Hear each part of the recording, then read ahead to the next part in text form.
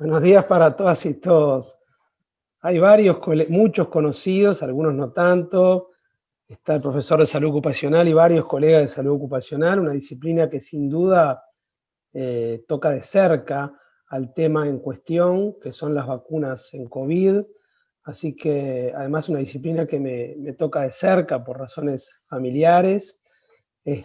Así que un gusto realmente que estén participando de esta actividad y sin duda que este tema va a tener impacto en la salud ocupacional de diversos colectivos. Seguramente uno de ellos es el colectivo de los trabajadores de la salud. Veo que hay varios colegas conectados desde diversos centros del país. Vemos a la doctora Antelo desde el departamento de Maldonado, seguramente. Ah, no, está en Montevideo, parece. Bueno, se vino para Montevideo. Y veo que en el piso 4, en el lugar donde está funcionando las clínicas ECO, están la doctora Zaida Arteta, con la que hemos organizado esta actividad, Alejandro Chavalgoiti y Graciela Pérez. Si les parece, Zaida, no sé si estás de acuerdo, hacemos una breve presentación de nuestros invitados y posteriormente pasamos a dar inicio a la actividad. Ok.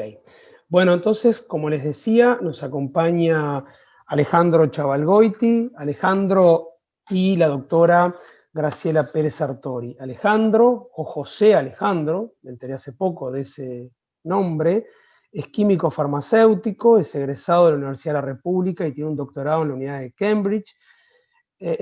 de Cambridge. Actualmente es el profesor titular del Departamento de Desarrollo Biotecnológico que funciona en el Instituto de Higiene de nuestra Facultad de Medicina y tiene mucha experiencia y un amplio background en el tema del desarrollo de vacunas. El área de trabajo de él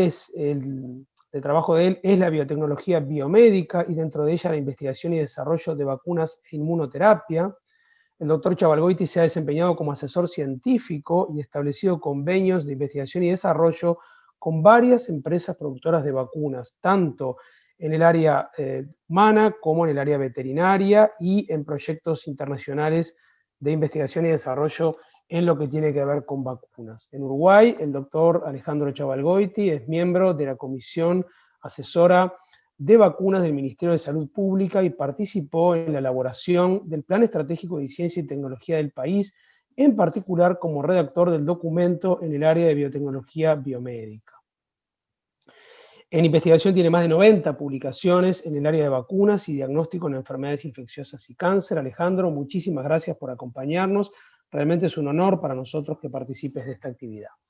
También nos acompaña Graciela Pérez Sartori, que es especialista en medicina interna y en enfermedades infecciosas, docente honoraria calificada de la Cátedra de Enfermedades Infecciosas de la Universidad de la República, ex profesora adjunta de la Cátedra de Enfermedades Infecciosas, ex profesora adjunta de Medicina Interna de nuestro querido Hospital Pasteur, y es editora del Manual Práctico de la Asociación Panamericana de Infectología de Vacunaciones de los Adultos, integrante de la Comisión de Vacunas de la Asociación Panamericana de Infectología y también de la Comisión de Tratamiento Antirretroviral de la Administración de Servicios de Salud del Estado. Muchas gracias, Graciela, por acompañarnos y por haber aceptado esta invitación.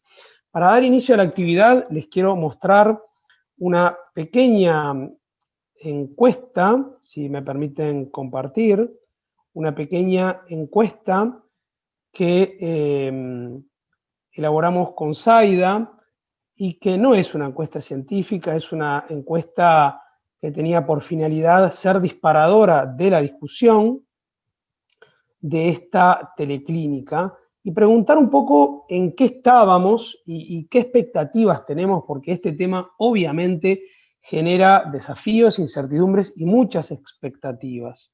Entonces elaboramos una encuesta a referentes, diversos docentes de la Facultad de Medicina, infectólogos, la enviamos a la Sociedad de Infectología Clínica del Uruguay, epidemiólogos, internistas, intensivistas, pediatras, médicos de familia, nefrólogos. Le pedimos a los colegas que la replicaran, enviamos 45 encuestas y recibimos 26 respuestas. La primera pregunta era, en caso de desarrollarse una vacuna razonablemente eficaz y segura, ¿qué población debería recibirla inicialmente? Y entonces ahí un tercio de los encuestados nos dijo todas las franjas etarias y 46% dijo exclusivamente ciertas poblaciones de riesgo. Y en los comentarios, porque era una pregunta que permitía hacer comentarios, hubo algunos comentarios muy interesantes que los destaco.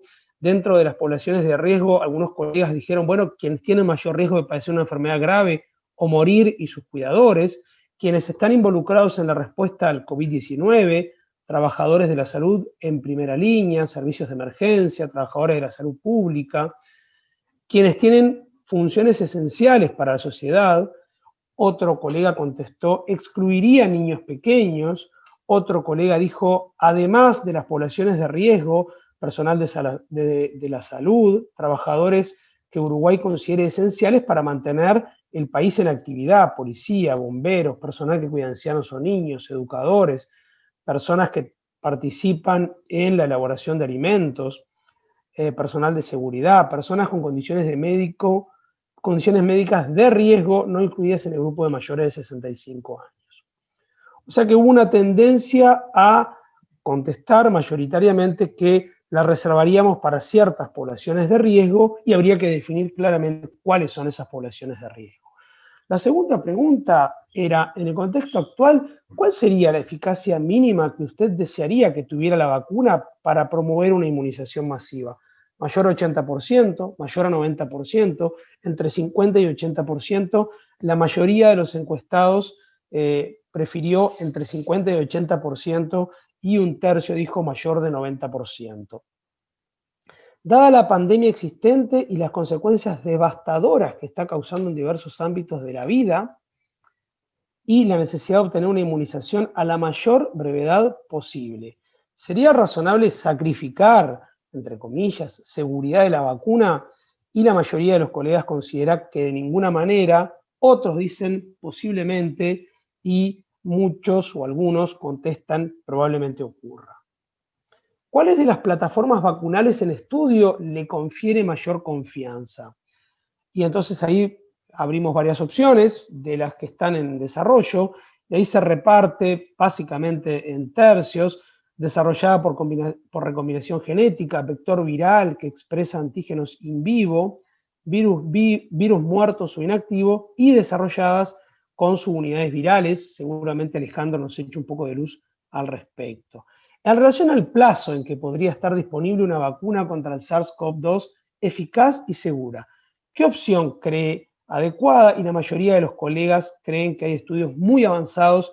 Seguramente la vacuna esté disponible antes de finales de 2021 y en parte seguramente Alejandro hoy nos ilustre de por qué motivo puede ser con el desarrollo biotecnológico actual que las vacunas puedan estar prontas antes de los plazos convencionales o tradicionales. Bueno, un poco esto para dar contexto a seguramente las expectativas que tenemos muchos médicos clínicos y muchos colegas que están participando de la teleclínica, y con eso en mente, con estos resultados en mente y posiblemente con algunas respuestas que nos puedan dar los colegas de nuestra mesa, les damos la bienvenida a todos para comenzar la actividad. Muchas gracias. Bueno, buenas tardes, buenos días a todos. Muchas gracias Álvaro por la presentación y muchas gracias a los organizadores por invitarnos a participar de esta actividad. Que bueno, básicamente, como decía Álvaro, se da en un momento muy particular. El mundo está viviendo una situación extremadamente especial y que permite, ¿puedo compartir la presentación? Y donde en esa situación, esa otra. En esa situación tan especial, el tema del desarrollo de vacunas aparece como un hito fundamental. En ese contexto, yo voy a tratar de darles un panorama de lo que implica el desarrollo acelerado de vacunas, en particular para COVID-19, y tratar de poner, por lo menos para la discusión entre los distintos profesionales, lo que yo entiendo que son las luces y las sombras de este proceso. Podemos decir que este año 2020 lo que vimos fue la confirmación de una situación que en cierta medida el mundo estaba esperando desde hace un tiempo. No con ganas, pero sabía que era algo que estaba en el futuro cercano. Y por eso podemos decir que podemos considerar al SARS-CoV-2 como la primera pandemia real del siglo XXI. La evolución que ha tenido a lo largo de este año, que muestra esa gráfica, es realmente impactante y realmente el mundo entero ha quedado supeditado al desarrollo de esta pandemia. Ahora bien, yo digo que en cierta medida estábamos pensando que esto podía suceder porque el mundo fue teniendo varios, yo le llamo ensayos generales, previos de pandemias de estas características. Quizás el más sonado, porque fue el que fue declarado efectivamente una pandemia, pese a que no adquirió el carácter universal y de tanto desarrollo como esta, es la famosa H1N1 del 2009. ¿Se acuerdan que en ese momento se pensó que efectivamente íbamos a tener una pandemia global de influenza? Y buena parte de las discusiones que están hoy sobre si vacunas sí, si vacunas no, a quién les tocaba la vacuna, cuántas vacunas le tocaban a cada uno, qué iba a pasar si teníamos las vacunas a tiempo o no, se dieron en ese momento también. Pero no fue la única. Hubieron otros ejemplos también, como es el caso de ébola, que cuando surgió en África se pensó que si con las características de letalidad que tenía se expandía para ser una pandemia, iba a tener un impacto enorme en salud mundial. Y otros que realmente tuvieron una expansión importante, pero focalizada en regiones como es el caso de SARS-CoV-1 en el 2002 o MERS en el 2012. En todos estos ejemplos, el mundo discutió sobre la posibilidad de desarrollar vacunas. ¿Y qué pasó con esas vacunas? Bueno, este ejemplo lo que muestra es que, en realidad, si miramos las tres que tienen que ver con eso, lo que sucedió es que las vacunas no se llegaron a desarrollar durante el tiempo que duró el ensayo general de pandemia, ¿sí? O en algún caso, como el de ébola, se desarrollaron, pero no se pudieron empezar a aplicar masivamente porque la pandemia desapareció, porque la epidemia desapareció. Entonces, eso llevó al mundo y sobre todo a los tomadores de decisión en estas áreas tecnológicas a decir, de alguna manera estamos siempre corriendo de atrás en estos temas de epidemias que se pueden convertir potencialmente en pandemias. Y una de las cosas que decía, esto es una presentación de Rino Rappuoli, que es un científico director de una empresa, pero que ha tenido muchas contribuciones en el área de la inmunización global. O sea que el problema es que cuando tenemos enfermedades infecciosas emergentes, esas enfermedades empiezan a crecer desde el momento de diagnóstico del primer caso, alcanzan un pico y eventualmente ese pico después desciende. El problema es que cuando aparecen esos primeros casos y comienzan a aumentar, lo que sucede es que a medida que aumentan los casos de infecciones, los medios de comunicación empiezan a hacerse eco, la presión de la gente empieza a ser muy grande para que se desarrollen vacunas como método de control, porque se reconoce que son un método de control efectivo, empieza a fluir dinero hacia las investigaciones y las empresas, los académicos y la industria empiezan a tratar de desarrollar la vacuna. Lo que ha sucedido es que para el momento, o sucedió por lo menos en esos casos, que para el momento que adquirimos el conocimiento suficiente como para desarrollar esas vacunas, que estamos en el pico del conocimiento, tanto las empresas biotech como la academia, en muchos casos la epidemia ya había comenzado a desaparecer.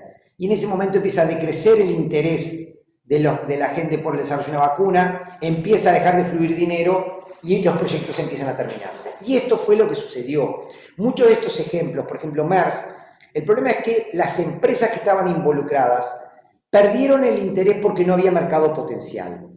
Eso llevó a una situación particular, que es que en enero de este año, cuando ya estábamos en plena epidemia, todavía no declarada pandemia de SARS-CoV-2, muchas de las grandes empresas multinacionales dijeron que no tenían interés en desarrollar vacunas para el COVID. Por la sencilla razón de que tenían miedo de que volviese a suceder esto mismo, que para el momento que tuviesen las vacunas desarrolladas ya la epidemia no existiese. No fue el caso, obviamente.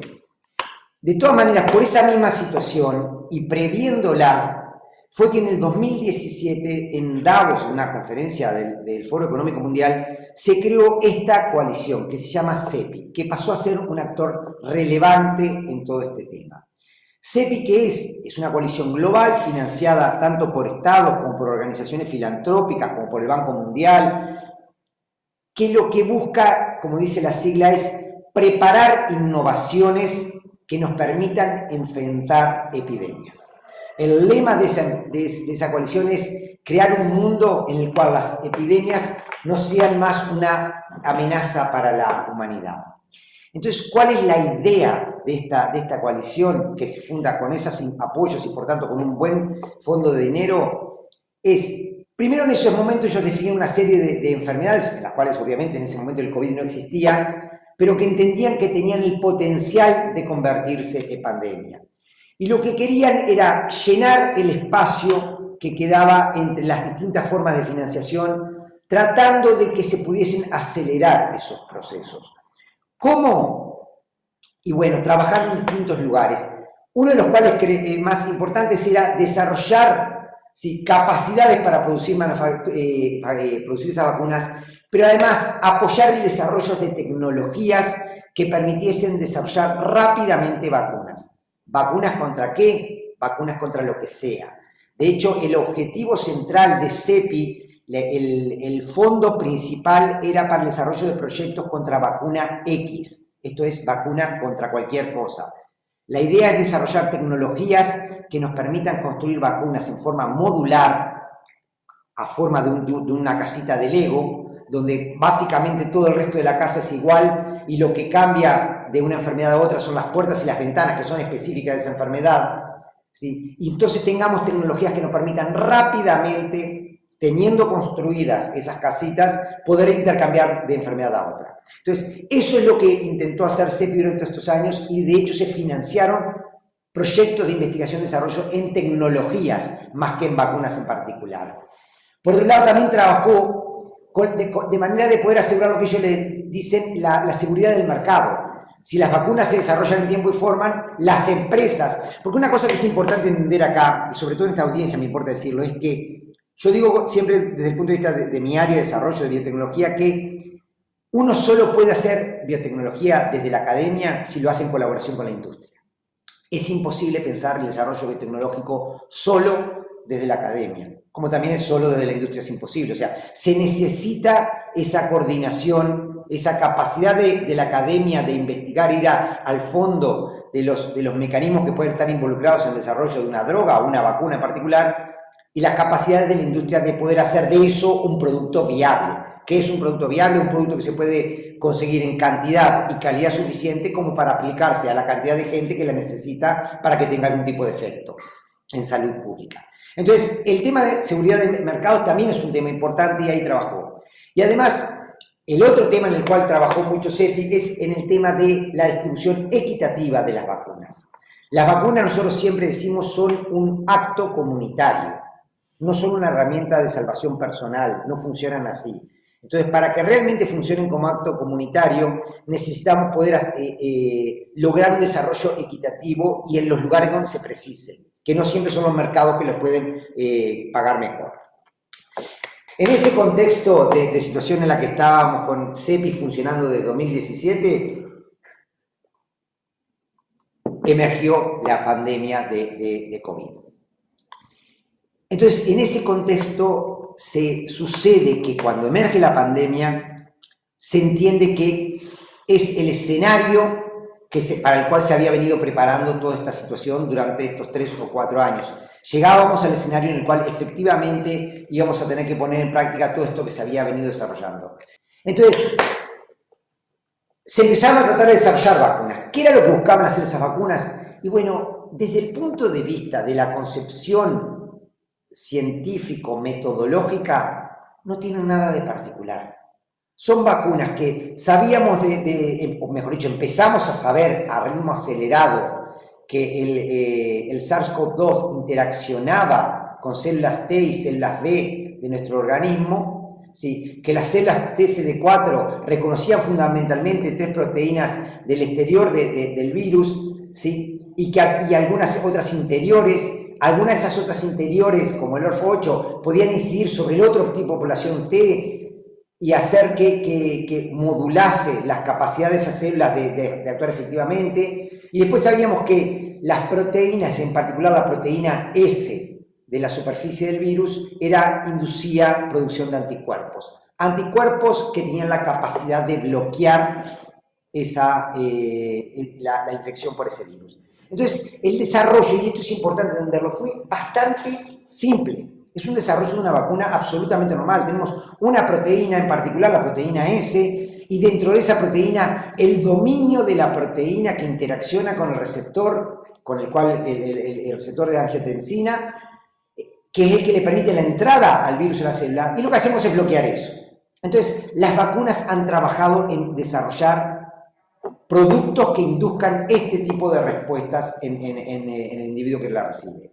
Por otro lado, entendemos que las pandemias y las situaciones estas particulares son la oportunidad, que en cierta medida era lo que preparaba CEPI, para llevar al terreno nuevas tecnologías que en muchos casos habían venido siendo desarrolladas por años en los laboratorios. Esto es un ejemplo de hace unos meses atrás, en lo cual CEPI daba la entrada a CureVac, que es una empresa que todavía no ha entrado en el radar, es una de las empresas que está desarrollando vacunas para mRNA, para este virus, pero que se habían ido incorporando al desarrollo durante todos estos años. Tengo el proyector, puedo... Entonces, en ese contexto empezó un desarrollo realmente vertiginoso. Entonces empezaron anuncios de este estilo. Anuncios por ejemplo, de Moderna, una empresa que quizás muchos de ustedes sepan, es una empresa en Estados Unidos, que propone una de las tecnologías, que es la tecnología del RNA mensajero, y que empiezan a presentarse como, bueno, ¿será posible que estas plataformas tecnológicas que se han venido desarrollando nos permitan controlar la pandemia? ¿Tenemos algún problemita con eso? Ah, no, ahí está. Entonces, comienza una carrera realmente vertiginosa. O sea, si miramos estos anuncios, no importa los detalles, pero todos ocurrieron en un par de meses. A partir de febrero comienza esa carrera. Entonces, empresas multinacionales como Glaxo empiezan a hacer acuerdos para promover el desarrollo de sus ayudantes en vacunas que se están desarrollando en China. Moderna, esta empresa de Estados Unidos, hace un acuerdo con el NIH para que le financie llevar a la clínica algunas de esas preparaciones. O sea, estas empresas se reconvirtieron para producir vacunas. El caso, por ejemplo, de Moderna, un buen día en febrero, a principios de febrero, el director, el CEO de la empresa, canceló unitariamente todos los demás proyectos que tenían en la empresa para dedicarse solo a investigar en vacunas para COVID. Bien, entonces comienzan las empresas a hacer nuestros anuncios, comienza a fluir mucho dinero, o sea, se aporta mucho dinero desde gobiernos y desde organizaciones para que se desarrollen estos ensayos clínicos. Este ensayo de Moderna, quizás muchos de ustedes lo recuerden porque tuvo la peculiaridad de que esta vacuna llegó a ensayos clínicos sin haber pasado por ensayos preclínicos, o sea, ensayos en animales. La empresa lo que planteó, dada la situación de pandemia, era comenzar ambos ensayos al mismo tiempo. Entonces, a medida que se hacían los ensayos clínicos, se estaban haciendo también las pruebas preclínicas. Después vienen, por ejemplo, en marzo, recién en marzo, Pfizer hace el acuerdo con esta empresa alemana para desarrollar la tecnología de vacuna de mRNA. Les recuerdo que Pfizer y Biotech, que es la empresa alemana, fueron los primeros que declararon efectividad en un análisis interino de su fase 3. Y sin embargo, recién en marzo es que hicieron su alianza para aportar en Biotech la tecnología y Pfizer su capacidad de producción para desarrollar vacunas. También por marzo, o creo que fue en abril, es que Oxford hace el acuerdo con AstraZeneca. Y me interesa decir estas fechas porque hoy todos hablamos de estas vacunas, pero quiero decirles que los acuerdos que dieron lugar al desarrollo de esta vacuna no tienen más que 6 meses.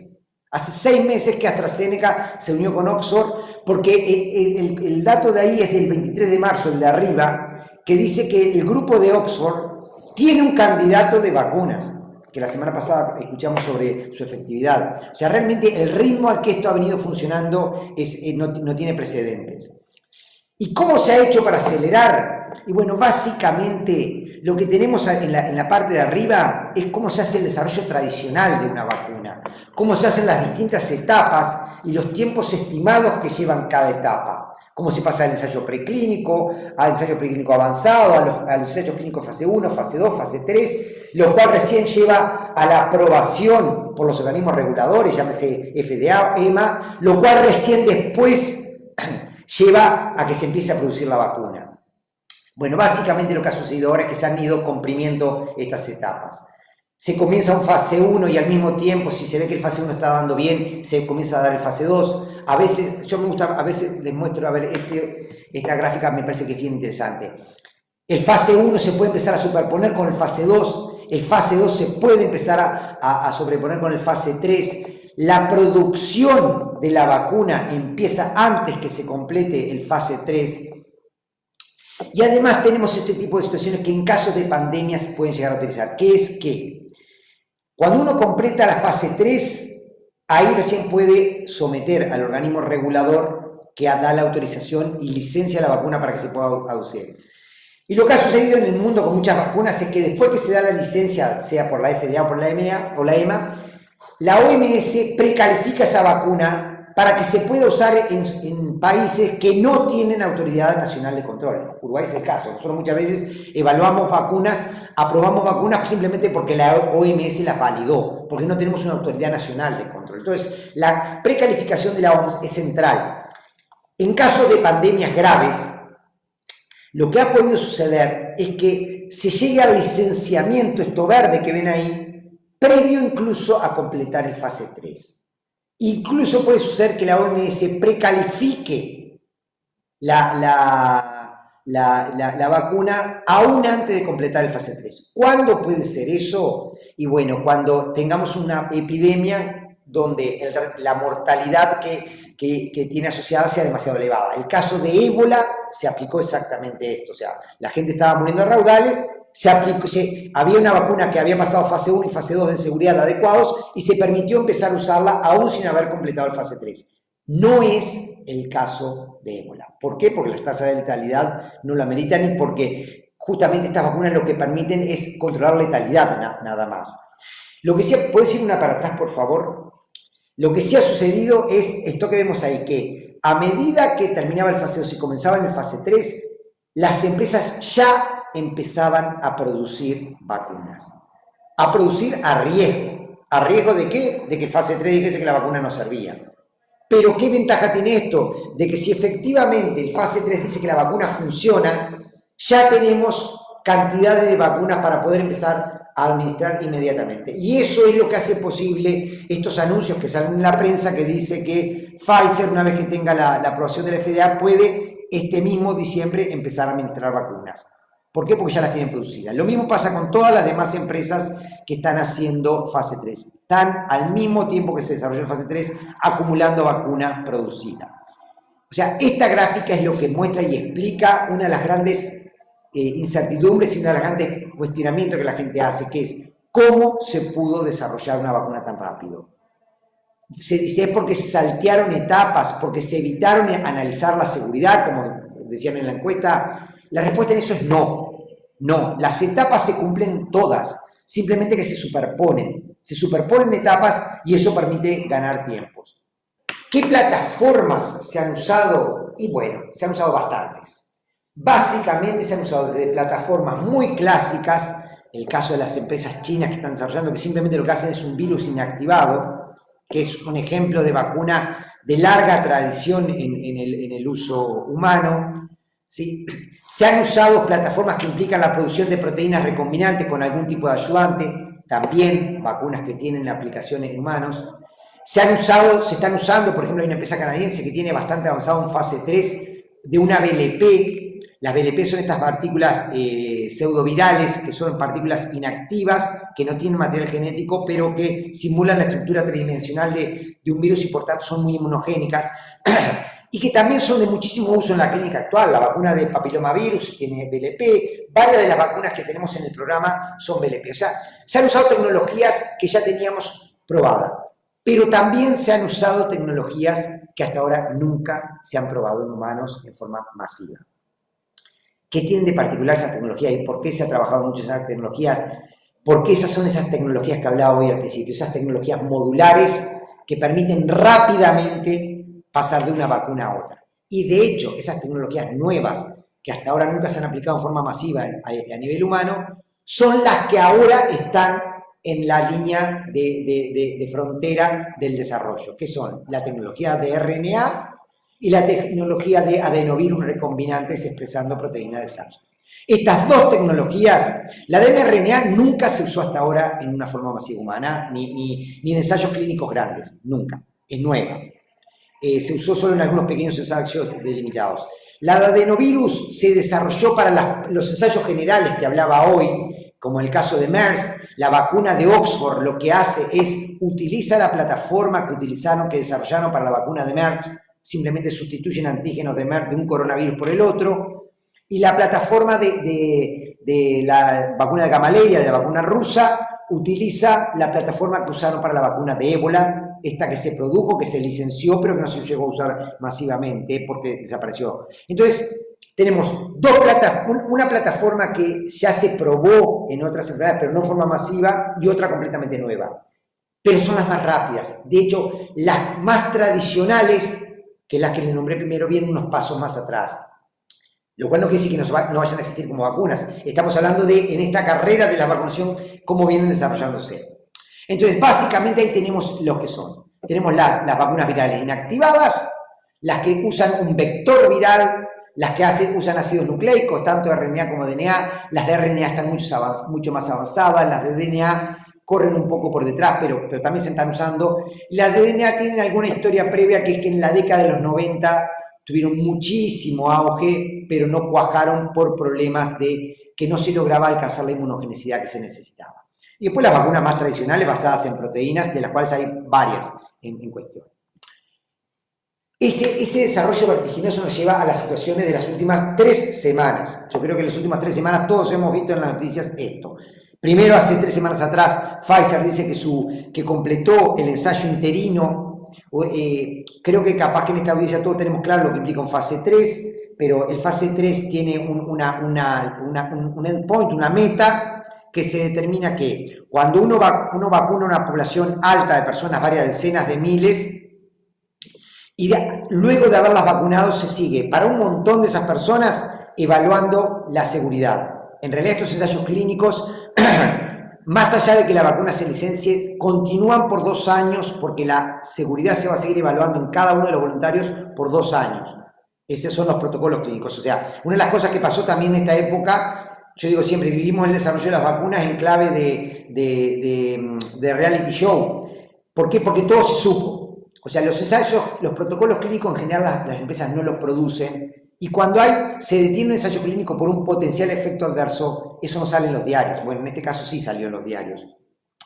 Entonces, lo que se hace es, la seguridad sigue por 2 años, pero las agencias reguladoras le piden determinadas cosas a ese ensayo clínico, determinados resultados, para que la puedan licenciar y se pueda aplicar en forma masiva. Resultados en términos de efectividad y en términos de seguridad. Además, dada la urgencia de desarrollar una vacuna para COVID, se pusieron puntos, metas, endpoint intermedios de seguridad y eficacia que le permitiesen a la vacuna salir al mercado rápidamente, que le permitiesen obtener lo que se llama una autorización para uso de emergencia. En el caso de Pfizer, ese número era originalmente 32, FDA dijo que no, que quería 64, para cuando terminaron de acordar eso ya estaban en un 94, que personas que habiendo recibido la vacuna en un brazo o el otro del ensayo se habían infectado con COVID. Entonces, cuando se alcance ese número, por lo menos 7 días después de la segunda dosis, se abre el ensayo y se miran esas 94 personas, a qué brazo pertenecían. Y de ahí se saca el porcentaje de eficiencia. Moderna lo hizo también con 95 personas, básicamente el número de Moderna está público, o sea, a los 95 personas infectadas hasta 7 días después de la segunda dosis, abren el ensayo y de esas 95 personas, 90 pertenecían al grupo placebo, 5 pertenecían al grupo vacunado. De ahí se saca, con una ecuación simple, la eficiencia del 94% que tiene Moderna. Después subimos la vacuna rusa, que, como yo digo siempre, esta vacuna, el problema que tiene es que fue presa del entusiasmo de un gobernante que salió a anunciarla antes de completar el fase 3, pero esto es una plataforma, quiero decirlo, es una plataforma que promete muchísimo, es una plataforma muy interesante, es similar a la de AstraZeneca, pero usa 2 virus diferentes, 2 virus humanos adenovirus humanos diferentes para evitar la inmunidad cruzada contra el vector, que es uno de los problemas centrales que tienen las vacunas adenovirus. Pero ahora empezaron a salir datos iniciales de resultados interinos de eficacia, recién va por 36 casos. Supongo que en un par de semanas alcanzarán una cantidad equivalente a los 100 casos y se podrá empezar a ver. Después tuvo el anuncio de este lunes de AstraZeneca, que de vuelta se hizo el anuncio y después vinieron una serie de eventos en la prensa que tienen que ver con que, bueno, cómo separaban ese 90% que se vio en el Reino Unido contra el 70% que se veía en el Reino Unido más Brasil. Después se vio que eso tenía que ver que habían usado dos tipos de administraciones distintas, una que usaba 2 dosis completas en priming y booster y otra que usaba una media dosis en el priming. Después se reconoció que esa segunda dosis no había sido a propósito, sino que había sido por error de dosaje de la vacuna. Y eso hace que en esta clave de reality show los titulares de la noticia sean como ese que tenemos ahí, de que están bajo la lupa la vacuna de AstraZeneca. Yo quiero decir una cosa acá. Tan terrible es esto de que se habla de que la vacuna de AstraZeneca puede ser la vacuna para el resto del mundo. Como que las vacunas más eficientes irían para un lado y las de AstraZeneca podrían ir para otro. Porque además AstraZeneca dijo que le iba a vender a un precio muy barato. ¿Y por qué es eso importante? Bueno, ahora después volveré sobre eso. Déjenme explicar un poco primero de qué se trata esta historia del uso de emergencia, la autorización de uso de emergencia. Es una herramienta para casos de epidemia, cuando tenemos que acelerar el salir al uso masivo de una vacuna. Esto tiene una gran cantidad de ventajas, que básicamente permite salir rápidamente con una vacuna aplicada en poblaciones abiertas, y tiene una serie de problemas. Los problemas son básicamente los que están ahí, pero voy muy rápidamente sobre ellos. La efectividad que se declara es la medida en los protocolos, que es 7 o 14 días después de recibir la segunda dosis. Eso es el pico de respuesta. Ese es el momento en que sistema inmune de por medio, dogma clásico del sistema inmune, una respuesta secundaria hace su pico.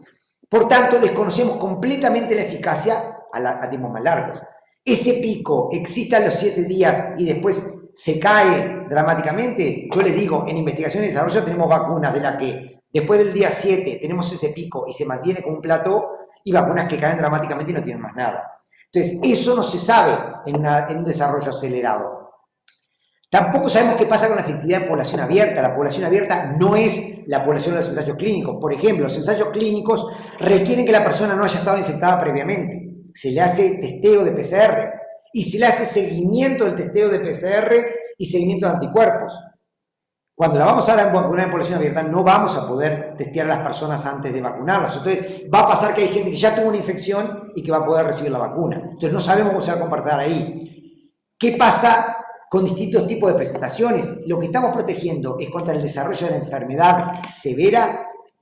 Protegemos contra la transmisión. O sea, la persona vacunada que no desarrolla enfermedad tampoco transmite la enfermedad, porque eso es central. Por ejemplo, cuando esa discusión que decía Álvaro, ¿a quién se la tenemos que dar? Yo digo, si protegemos solo contra los síntomas de la enfermedad, obviamente a la población adulta de riesgo. Si protegemos contra la transmisión, señores, vacunemos a los jóvenes, porque son el principal vector de transmisión. Pero eso no lo podemos saber porque no sabemos cómo va a funcionar. Aclaro una cosa, esto casi nunca se sabe con cualquier vacuna, aunque complete el proceso largo. O sea, estas son las cosas que se saben cuando empezamos a hacer la farmacovigilancia. Lo que pasa es que no estamos en situación de pandemia. En situación de pandemia, todo esto pasa a ser dramático. ¿Qué pasa con la seguridad medida a mediano plazo? O sea, los datos interinos piden 2.000 casos de seguridad a 2 meses. ¿Pero qué pasa después de los 2 meses? Bueno, de vuelta, en las poblaciones abiertas, las vacunas tradicionales tampoco lo sabemos. Por eso es que la farmacovigilancia es tan central. Puede haber efectos adversos tipo moderado. ¿Qué pasa con ADE? ADE es una cosa, el Antibody Dependent Enhancement, que empezó a hacerse famosa con algunas enfermedades en particular, con algunos virus, en particular con ébola. La primera vacuna de ébola tuvo que pararse en ensayo clínico porque daba ADE. Digo, hoy por hoy todos los datos, había mucho miedo en enero, los datos científicos en enero anunciaban que podía llegar a haber ADE porque había posibilidades por la reactividad que usaba. No me da el tiempo para explicar las bases científicas del ADE, pero básicamente la presencia de anticuerpos no neutralizantes, y eso tiene que ver como lo que hemos visto en dengue, que el anticuerpo, si nos infectamos con un serotipo, cuando venimos con el segundo, los anticuerpos cross reaccionan pero no bloquean, y eso genera la enfermedad dependiente de anticuerpos. Todo parece ser que no hay AD en COVID, pero bueno, son parte de las cosas. Tampoco sabemos si vamos a precisar una vacuna contra mucosas, o sea, nosotros sabemos que podemos proteger con el tracto respiratorio bajo, con una infección, con una inyección parenteral, porque producimos IgG1, que es la subclase predominante en el tracto respiratorio bajo y que es el que protege contra los síntomas de la enfermedad. Ahora, si queremos bloquear la transmisión y queremos bloquear la entrada, probablemente necesitemos IgA, porque es la que está presente fundamentalmente en el tracto respiratorio superior y que es la que podría dar lo que se llama inmunidad esterilizante, la que podría impedir que el virus entrase. Entonces, todas estas cosas son parte de la historia. Entonces, para ir terminando, yo digo, el problema es que además, en medio de todo esto, las vacunas de COVID son un enorme negocio económico. Miren los valores que se prevén para las ventas de Pfizer, 5.5 billones para el año 2021. Los CEO, los gerentes, no sé cómo se dicen, de las empresas se volvieron billonarios de la noche a la mañana. Algunos investigadores de Harvard, de distintas universidades, se volvieron millonarios de la noche a la mañana, porque en todo esto hay un negocio muy, muy grande, ¿sí? La competencia por los mercados, se viene una guerra enorme, la guerra contra lo de AstraZeneca viene desarrollándose, la guerra entre Pfizer y Moderna por quién puede distribuirlas a las temperaturas adecuadas, ya está en la vuelta. Y entonces, en todo ese contexto surge en mayo este editorial de Lancet, que habla de un concepto nuevo que es la gobernanza de las vacunas. ¿Cómo vamos a usar las vacunas a nivel global? Yo quiero que vean esto. Esto es los casos acumulados de COVID desde que comenzó la pandemia. Miren dónde están las concentraciones, ¿no verdad? Estados Unidos, Europa, Sudamérica. Esos son los casos acumulados. Los casos activos al día de hoy repiten algo parecido. Pero ¿qué pasa si miramos los casos de mortalidad por casos de infectados? La distribución cambia. O sea, la mayor tasa de letalidad no se da donde está la mayor tasa de concentración. Entonces, la gobernanza, la forma en que se va a distribuir esas vacunas es un tema, desde el punto de vista de salud pública, central. Yo acuñé esta frase para una charla que me invitaron hace un tiempo, que querían que dijese algo sobre qué pasa con estas vacunas. Yo dije, hay que separar el tema del desarrollo de la vacuna con la distribución. El desarrollo es un problema científico, no político. Yo estoy en contra de tratar de usar la vacuna como un problema político para demostrar que tal o cual sociedad es capaz de combatir en forma solidaria y humana la vacuna. No. El problema de desarrollar una vacuna, o lo desarrollas bien o no la desarrollas bien, es un problema científico, no es político. Ahora, la distribución equitativa es un problema político, no es científico. Entonces, quiero terminar así, diciendo que Uruguay ha hecho tú creo que vas a hablar algo de esto, Uruguay ha hecho una opción por pertenecer a un mecanismo, tú vas a hablar de esto, ¿no, verdad? O sea que ya te lo dejo a Graciela para que hable de lo que es la opción de COVAX que ha estado tomando Uruguay, las vacunas que tenemos en el portafolio de COVAX, las que están prometidas en el portafolio de COVAX, y esto. Tan importante como la efectividad es la confianza que la vacuna genere. En este momento que está todo esto siendo discutido, que hay tantos miedos, nosotros necesitamos trabajar tanto en asegurarnos la efectividad de las vacunas, como que las vacunas generen confianza, porque si no, no vamos a poder avanzar. Dejo por aquí. Bueno, gracias Alejandro, excelente presentación realmente, muy, muy interesante, y nos dejaste planteados muchos temas muy importantes que comentaremos luego en la instancia de debate. Le vamos a dar la palabra a Graciela ahora, para posteriormente pasar a la instancia de debate, de dudas y de preguntas. Yo me anoté algunas cosas acá para preguntar, pero las iremos conversando a lo largo de la actividad. Adelante, Graciela. ¿Hacia dónde tengo que enfocar esto? ¿Hacia ahí? No. No, ahí está. Bueno, sobre todo voy a desarrollar los puntos que están más abajo, o sea, cuál es la eficacia aceptable, basada un poco en la encuesta de Álvaro de lo que pensaban ustedes, a quiénes vacunar y con qué, y además otro punto que quiero tocarlo rápidamente, que cuáles pueden ser las consecuencias y los riesgos de la disrupción de la administración de las otras vacunas que integran el carnet esquema de vacunación. Esto ya lo dijo ampliamente Álvaro, pero actualmente, Alejandro, perdón, la persona Alejandro, actualmente no existen vacunas con licencia para ningún coronavirus, ni SARS-CoV-1, ni SARS-CoV-2, ni los virus de los resfriados, y por supuesto todavía no está la vacuna para SARS-CoV-2. La respuesta inmunitaria a los coronavirus estacionales suele ser de corta duración. Vamos a ver qué pasa con este nuevo virus. Y algunas vacunas contra otros coronavirus tuvieron problemas de seguridad de modelos animales, que fue lo que estuvo hablando Alejandro, del riesgo de la respuesta inmune exacerbada que se vio con la vacuna de coronavirus felino y también contra el SARS-CoV-1. Luego, el tema de la tasa de mutación, es un virus ARN con alta tasa de mutación, ya se han dado algunos trips, pero hasta ahora no han sucedido cambios mayores en las proteínas de membrana que puedan alterar la eficacia de las vacunas que se están desarrollando. Y bueno, los desafíos fue lo que ya estuvo hablando, ¿no? El desafío sería desarrollarlas, hacerlas accesibles rápidamente e implementarlas. Esto vamos a pasarlo. ¿Cuáles son las vacunas candidatas hasta el momento actual? Esto es del 12 de noviembre. Además de las que están hablándose tanto en la prensa, hay muchas más y hay varias vacunas que están en fase 3. Actualmente hay, de hecho, 4 inactivadas. De vectores virales no replicantes hay 4. De subunidades proteicas 1 y de RNA, de ARN hay 2. O sea, todas esas son las vacunas que ya están en fase 3. En total son 64 las vacunas que están en fase clínica y más de 200 las vacunas que en total, entre la fase clínica y preclínica. Es decir, hay mucho todavía por saber y qué es lo que puede llegar a suceder y cuáles finalmente terminan aprobándose para su uso. Entonces, en cuanto a lo que se planteaba, ¿cuál es lo que se necesita o el requerimiento de eficacia de estas vacunas? Pues esto es lo que decía la OMS en abril del 2020.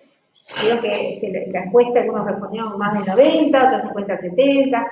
Bueno, la OMS plantea que la eficacia crítica o mínima que se le debe pedir a la vacuna es el 50%. Ya con el 50% nos estaría sirviendo. Por supuesto que la preferida, más del 70%.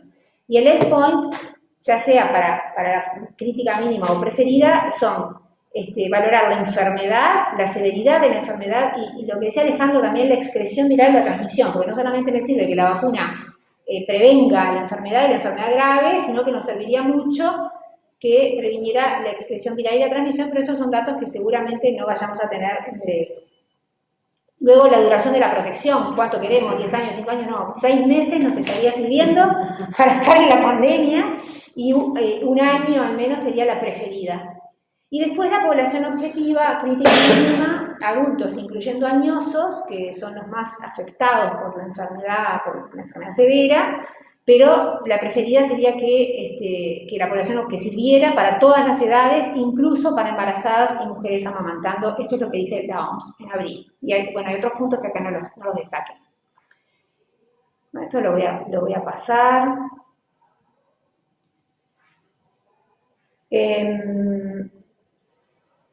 No, quiero venir un poquito para atrás.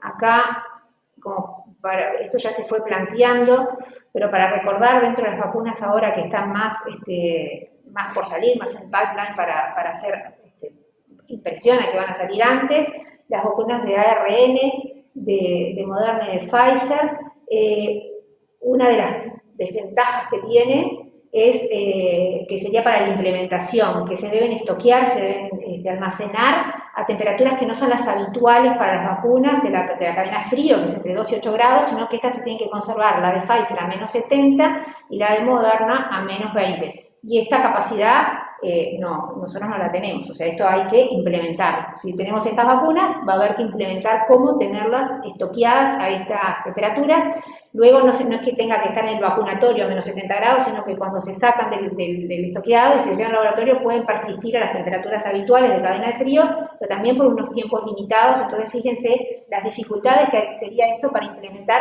una vacunación distinta a las que estamos acostumbrados. Las otras vacunas son cadena de frío habitual. Esto vamos a saltearlo porque ya se dijo, los estudios preliminares de la eficacia hasta el momento actual.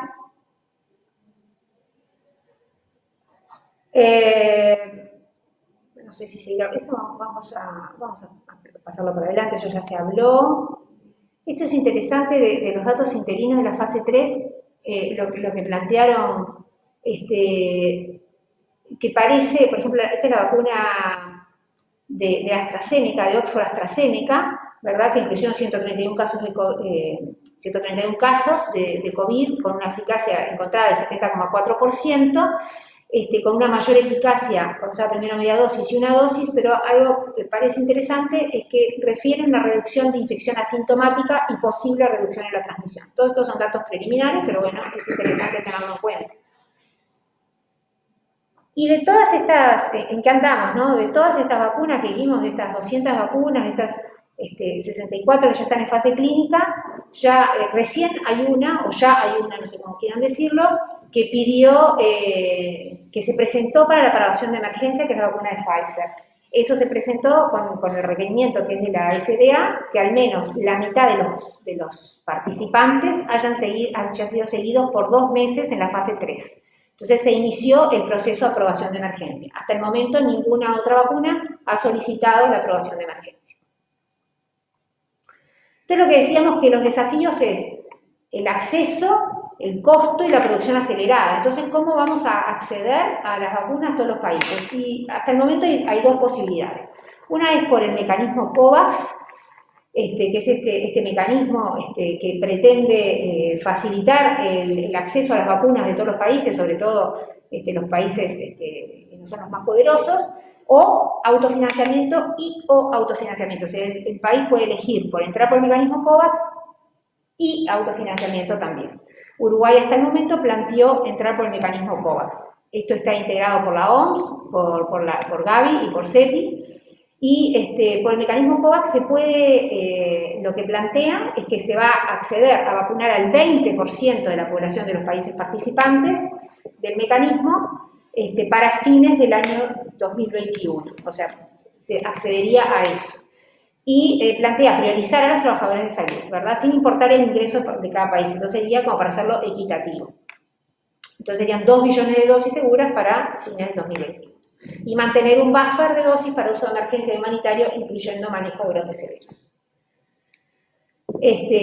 Las vacunas que están al momento en el portfolio de este mecanismo son vacunas de proteínas, que tenemos la de Clover, la de Novavax, Universidad de Queensland y CCL, de ácidos nucleicos está la de Moderna y otras 2 más, y vectores virales está la de AstraZeneca, bueno, ahí vemos cuáles están incluidas. Estas son las vacunas que están actualmente en el portafolio y que se pueden llegar a incluir más.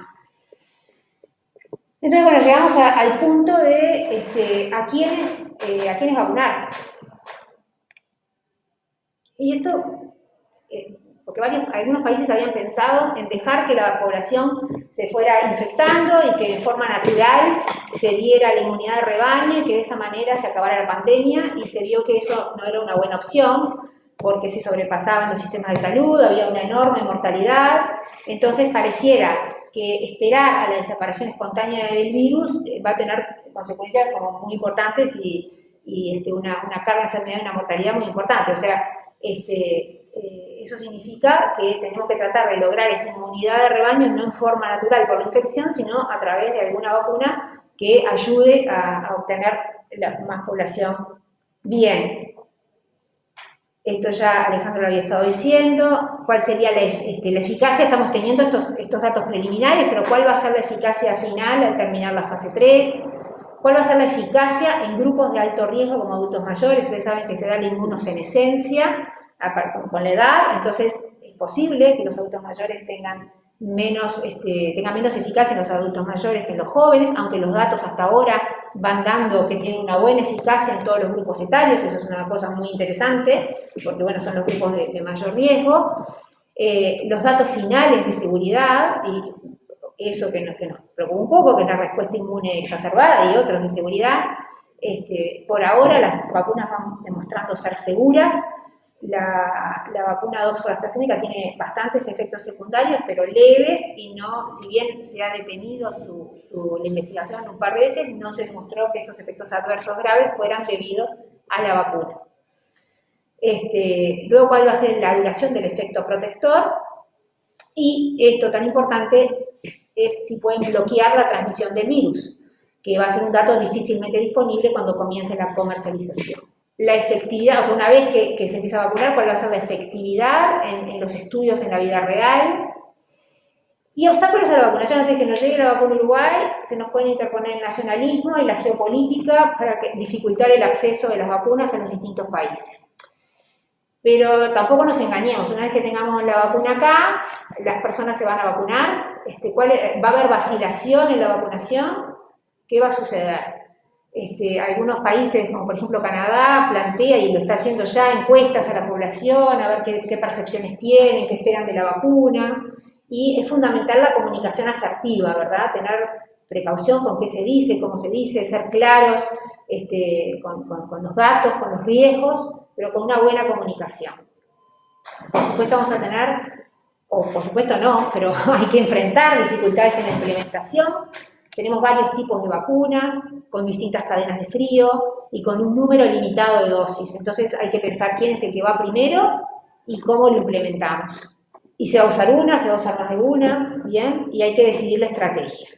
Entonces, las cosas que hay que tener en cuenta cuando pensamos en la vacunación es, en primer lugar, es el objetivo. ¿Qué es lo que queremos? Reducir la mortalidad, prevenir los casos severos, queremos prevenir enfermedad, queremos mantener servicios esenciales, queremos reducir la transmisión, reducir el impacto en la vida social y en la economía. Bueno, sin duda que son todos objetivos lógicos. Y los grupos objetivos pueden ser por edad, por comorbilidades, pero también tener en cuenta que quizás hay personas que no tienen esos factores de riesgo, pero viven en situaciones de vulnerabilidad, de hacinamiento, o poblaciones cerradas, como los encarcelados, que van a facilitar la transmisión de este virus, y quizás dificulten el acceso a los cuidados de salud, y quizás sean personas también que tengan otras enfermedades, otras comorbilidades no tratadas. Entonces, a veces no son los grupos de riesgo clásicos que todos conocemos, pero que tienen su riesgo por vulnerabilidad, y que hay que tenerlo presente. Los trabajadores esenciales, y por qué no, pensar, queremos hacer una vacunación universal, queremos, en vez de dirigirnos a los grupos de riesgo, vacunar a toda la población. ¿Cuánto se necesitaría para lograr cortar la pandemia? Sabemos que, por ejemplo, para el sarampión, para que no haya brotes, se necesitan tasas de vacunación muy altas, del 95%. ¿Qué se necesitaría para el COVID-19, para el SARS-CoV-2? Y se plantea que capaz que en un 70, un 80% de la población inmune se podría lograr cortar la transmisión y la pandemia. Pero bueno, ahí se nos interponen varias cosas, ¿no? Después tenemos que tener en cuenta la eficacia según el grupo, porque tengo todos estos intereses, todos estos objetivos, pero capaz que la vacuna no sirve para el inmunodeprimido. Entonces, si la vacuna que tengo no sirve para un determinado grupo, capaz que no tiene sentido aplicarla. La situación epidemiológica a cada país y qué disponibilidad va a llevar de la vacuna. Entonces, el grupo de expertos de la OMS hizo 2 documentos, uno en septiembre, que es la disponibilidad y la priorización de las vacunas del COVID-19, y tiene en cuenta varias cosas, que la vacunación tiene que ser un bien público para contribuir a la protección equitativa y la promoción del bienestar de las personas, y para eso se basa en distintos objetivos, en el bienestar, que es reducir las muertes y carga de enfermedad en la pandemia, reducir la difusión social y económica, y proteger el funcionamiento de los servicios esenciales, que a esto pueden llegar a acceder todos los grupos que se consideren objetivos de una forma equitativa. Bueno, que eso también sea a distintos países, o sea, de eso va hablando todos los objetivos, todos los puntos, la OMS, para asegurar el acceso a todos los que lo necesiten. Y dentro de las poblaciones, la priorización, este documento de la OMS habla de cómo priorizar los grupos, habla de los adultos mayores, del personal de salud, que el personal de salud entraría de varios puntos, o sea, se lo considera uno de los grupos a vacunar por varios puntos, porque de esa manera estoy disminuyendo la mortalidad y la morbilidad, porque son grupos expuestos que tienen mayor riesgo de mortalidad y morbilidad. también porque quiero proteger a servicios esenciales, como son los servicios de salud, y en tercer lugar, que es el punto de abajo, la reciprocidad, ¿tá? O sea, proteger a aquellos que tienen un riesgo adicional, o sea, que el personal de salud entra, si me fijo, por varios principios. Luego tenemos las personas con comorbilidades y los vulnerables sociales. También puedo considerar los grupos con alto riesgo de transmitir, como decía Alejandro, capaz que los jóvenes no se enferman grave, pero pueden llegar a transmitir por sus actividades sociales. Puedo pensar en los escolares para minimizar la disrupción en la educación y el desarrollo, en los grupos que responden a los brotes o en los trabajadores de los sectores económicos. Entonces, después de este documento, hizo otro documento que sería el mapa de ruta para cómo, teniendo en cuenta todo eso, cómo planifico la vacunación en cada país. Pero este recuadrito gris que está arriba es que se asume que que las intervenciones no farmacológicas, es decir, el distanciamiento social y el tapaboca, se van a mantener mientras que la cobertura vaya aumentando. O sea, no es que vacuno y tiro todo el día, ¿verdad? Esto se va a ir manteniendo, obviamente en distintos grados, pero mientras que va aumentando la cobertura. Entonces plantea un escenario que es por disponibilidad de vacuna y también la situación epidemiológica. Por la disponibilidad de vacuna puedo tener un escenario en que tenga vacuna para el 10% de la población, vacuna para el 11 al 20% de la población o vacuna para el 21 al 50% de la población. Y por la situación epidemiológica, si hay una transmisión comunitaria sostenida, si es en clústeres o un país que no tenga casos de COVID, que haya logrado no tener casos de COVID. Entonces, bueno, para no hablar de todos, vamos a fijarnos cómo se plantea, por ejemplo, en una situación epidemiológica de clústeres, que no hay una circulación viral sostenida comunitaria.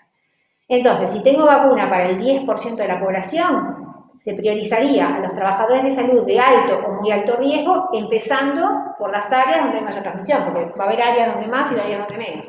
A los adultos mayores en las áreas de mayor transmisión y se reserva para brotes. A medida que empieza a aumentar la disponibilidad de vacuna, a los trabajadores de la salud de alto y muy alto riesgo del resto del país, a los adultos mayores del resto del país y empezar a considerar comorbilidades y otros riesgos sociodemográficos en las áreas de mayor transmisión.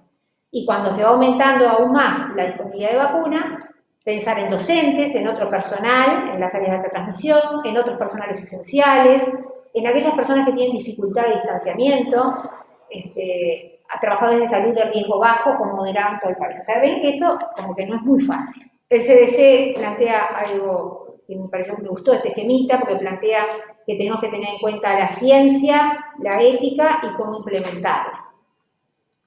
Y bueno, todo esto está muy lindo, puedo pensar mucho, pero después cuando llegue a la vida real, en qué vamos a estar en Uruguay, de qué números estamos hablando y las personas se van a vacunar o no. Entonces yo les muestro qué pasa con las campañas de vacunación de influenza, que pareciera ser como medio parecido. Entonces, les voy a mostrar los datos del 2020, que fue una campaña muy exitosa, que se llegó a 867.000 y pico de dosis de vacuna antigripal. Esto es mucho más de lo que se da habitualmente, que anda 400.000, 600.000 más o menos. Y vamos a ver qué pasó. En este año, el personal de salud, el estimado eran 46.000 personas. Esto es basado en una encuesta de hace muchos años. Que este año en realidad aumentó porque se consideró como personal de salud también los cuidadores profesionales de enfermos, entonces ahí aumentó, y también porque capaz que la encuesta estaba un poco vieja. Se vacunaron 72.000 personas, o sea, superamos el 100% ampliamente. Bien, esto es lo que pasó en el 2020, que capaz que podría ser lo que pase con la vacuna del SARS-CoV-2. En las campañas previas, bastante vergonzoso lo nuestro, estábamos entre el 20 y el 50% personal de salud, adherencia a la vacunación antigripal. Adultos mayores de 65 años, recuerden que este año tuvimos amplia disponibilidad de la vacuna, el estimado son 515.271 personas, se vacunó el 54% este año, que fue muy exitoso. En las campañas previas se llegaba a vacunar entre el 25 y un 32%. ¿Y qué pasa con las enfermedades crónicas? Que es uno de los grupos que nosotros estamos pensando para vacunar las comorbilidades. No sabemos, no hay un denominador porque no hay estadístico uruguayo, saber cuántos diabéticos hay, cuántos hipertensos, cuántos cardiópatas, o sea, no lo tenemos. En el 2020 se vacunaron 250.000 personas con enfermedades crónicas, posiblemente más, porque como la vacunación es libre y no había que demostrar tener una enfermedad para vacunarse, capaz que no se registró en el sistema informático de vacunación personas que tenían comorbilidades. Pero bueno, estos son los números que hablamos y por qué me interesan para saber la cantidad de vacunas que precisamos, que posiblemente podamos aplicar. Y interesa también, bueno, para la comunicación asertiva y para, si queremos vacunar, lograr que las personas se vacunen. Que no haya vacilación en la vacunación. Entonces, sería como una ensuma. ¿Qué necesitamos para empezar a vacunar contra SARS-CoV-2? Primero, que las vacunas candidatas sean aprobadas para uso de emergencia. Por ahora no hay ninguna aprobada. Saber cuáles son las características de las vacunas que llegarán. Definir una estrategia que va a tener en cuenta la vacuna, la disponibilidad, el mapa de ruta de la OMS, seguramente. Ahora hay un grupo trabajando que es del Ministerio de Salud Pública, inmunizaciones del Ministerio de Salud Pública, con el grupo asesor de científicos, de cómo se va a implementar esto. Tener en cuenta las dificultades en la implementación, ¿no? Con una eventual cadena de frío diferente, por ejemplo. Hacer una comunicación asertiva, disminuir la vacilación. Hay que educar al personal de salud, porque para que las personas se vacunen se necesita que el médico esté afín y que indique la vacunación, entonces es muy importante que todos la indiquemos. Después, obviamente, hacer la campaña de vacunación. Y lo que es importante es mantener una farmacovigilancia después para saber la seguridad y la efectividad de las vacunas que estemos aplicando. Entonces, ¿la vacuna va a ser la bala de plata? No, no parece que vaya a ser la bala de plata. Lo dijo Tedros Adhanom, además, que no hay una bala de plata en este momento y quizás no haya nunca. Es decir, no es que vacunemos y se acabó todo y salimos todos a la calle a hacer fiesta de 400 personas. Esto va a ser paso a paso y bueno, no va a ser de un día para el otro, pero sí en el 2021 seguramente vayamos a estar todos los países del mundo vacunando. Eso pareciera que va a suceder. Y finalmente quería decir una palabra de esto, que es que acordarse que existen otras vacunas en el carnet de esquema de vacunación y cuáles son los riesgos. ¿Qué fue lo que sucedió en el mundo? Hubo una disrupción en la administración de las vacunas. Más de la mitad de los países hubo disrupciones entre moderadas o graves, o suspensión total de los servicios de vacunación, porque el sistema de salud estaba redirigido a la atención de COVID-19, porque cerraron policlínicas, porque el sistema de salud estuvieron colapsados, por las medidas de confinamiento con cuarentena obligatoria, por el temor a concurrir a vacunar a los niños, bueno, o el resto de las personas que necesitan vacunarse, dificultades logísticas para la llegada de las vacunas por el cierre de fronteras. Todo esto llevó ya a un impacto en enfermedades no prevenibles y aumento de casos, por ejemplo, de sarampión, que lo tenemos a la vuelta de la esquina. Entonces, ¿qué pasó en Uruguay? En Uruguay lo que se dijo en marzo es que se priorizaran las vacunas del esquema primario de los niños, situaciones especiales, vacunación de las embarazadas, sobre todo en estas dosis, bien, y bueno, que tratara de seguir el esquema a pesar de todo esto. Sin embargo, nosotros tenemos la percepción de que hubo, sí, un poco de caída, a veces por el temor de las personas, algunas policlínicas cerradas, que esto se empezó bueno, se está corrigiendo actualmente y las personas están vacunando de vuelta, pero eso también es algo que nosotros como médicos tenemos que priorizar, recordar que las personas se vacunen y que no todo ahora es SARS-CoV-2 y mantener unas buenas coberturas vacunales. Listo. Muchas gracias. Gracias, Graciela, preciosa la presentación también, excelente, muy claros los dos realmente. La verdad que hay cosas muy interesantes que han comentado los dos y que sobre alguna de primero creo que ha sido un acierto el título de la actividad, desafíos e incertidumbres, porque queda claro que hay muchos desafíos y queda claro también que hay muchas incertidumbres. Haciendo una analogía con el desarrollo de los medicamentos, Alejandro, donde también existe hoy superposición de las fases, hoy en día la fase 2 convencionalmente de los medicamentos era sobre todo superada las fases preclínicas y superada la fase 1, viendo que la farmacocinética era la adecuada, la fase 2 era sobre todo para testear las dosis, y hoy vemos ensayos clínicos de fase 3 con varios niveles de dosis, quiere decir que todavía no está terminada de testear cuál es la mejor dosis y con efectos adversos importantes de alguna de las dosis, que permite a las agencias reguladoras registrar y a la industria que desarrolla, registrar una de esas dosis que se testean. Vos dijiste claramente que hay superposición de fases, que eso acorta los periodos convencionales que tenemos de desarrollo de las vacunas, me quedó muy claro, y que hay un riesgo de que la fase 3 muestra que las cosas no funcionan. Pero evidentemente también hay un riesgo que se ve mucho en medicamentos, de que, y Graciela hizo hincapié en eso, en la farmacovigilancia, de que en la fase 4, que es la fase de distribución masiva de los medicamentos, y en este caso de las vacunas, nos encontremos con efectos adversos inesperados que no se vieron en los ensayos de fase 3. Entonces ahí hay evidentemente un conflicto, una zona de mucha incertidumbre entre la seguridad que se ve en los ensayos clínicos de fase 3, que tiene que ver con los efectos adversos comunes, los habituales, la fiebre, el dolor, etcétera, y los efectos adversos no convencionales, que son los que en general se ven con la distribución masiva, son los que llamamos idiosincrásicos, son los que llamamos más bien impredecibles y no vinculados a la dosis, no vinculados a la vacuna, y que en el caso de las vacunas genera mucha incertidumbre y genera muchos movimientos, como ustedes bien conocen, que lamentablemente son detractores de las vacunas. ¿Cómo se administra ese riesgo, Alejandro, entre estos acortamientos de las fases y la eventualidad de que aparezcan efectos adversos de alguna manera impredecibles? Porque también es verdad que las poblaciones más vulnerables son las que suelen expresar los efectos adversos más graves, en particular de los medicamentos y también, ¿por qué no, de las vacunas? ¿Cómo ves ese potencial conflicto? A ver, ese conflicto existe, pero quiero hacer una aclaración. Ese conflicto existe siempre. No es un tema de aceleración y de superposición de las fases como estamos haciendo ahora. Ese conflicto existe y en vacunas en particular hay algunos ejemplos paradigmáticos que marcaron en forma icónica el tema.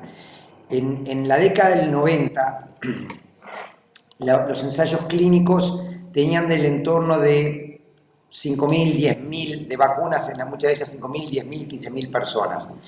En la década del 90, por primera vez surgió una vacuna para un virus entérico, para rotavirus, que se anunció con toda la parafernalia, que era la primera vez que teníamos una vacuna que permitía prevenir las diarreas infantiles, que es una causa de mortalidad enorme a nivel mundial. La vacuna se empieza a aplicar, completa la fase 3, no la acelerada, la fase 3 normal, los tiempos convencionales, y se empieza a aplicar en forma masiva, a licenciar en Estados Unidos, y termina a los 6-7 meses, muere un niño de parálisis intestinal y el análisis del caso demuestra que está producido por la vacuna. La vacuna se paró inmediatamente, se quitó del mercado, ¿sí? Se hizo el análisis de riesgo y se concluyó de que eso era un efecto que efectivamente podía pasar por 1 cada 100.000. 1 cada 100.000. Entonces, ¿qué sucedió ahí? Bueno, primero que nada, que la empresa retiró inmediatamente, porque era una vacuna que estaba siendo sobre todo administrada en Estados Unidos, sociedad de los mercados centrales, digamos. Se retira del mercado y pasaron 2 décadas antes de que volviese a haber una vacuna rotavirus, que salió el año pasado, una nueva vacuna rotavirus, pero pasaron 2 décadas en que el tema rotavirus, vacuna rotavirus, era mala palabra.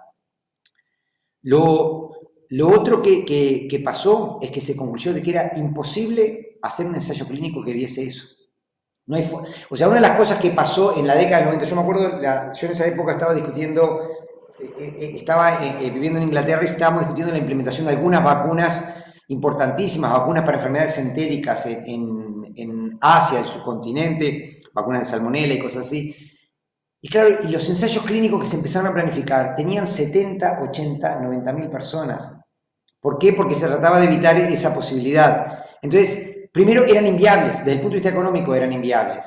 Y segundo, nunca la podés prever de antemano, porque no es factible realizar un ensayo clínico con 100.000 personas. Hay un tercer problema que surgió a partir de toda esta historia, que es la discusión ética. En los congresos de vacunas, la gente que investigamos en vacuna, es un tema obligatorio siempre la discusión de esta vacuna. ¿Por qué? Porque se discute desde el punto de vista ético.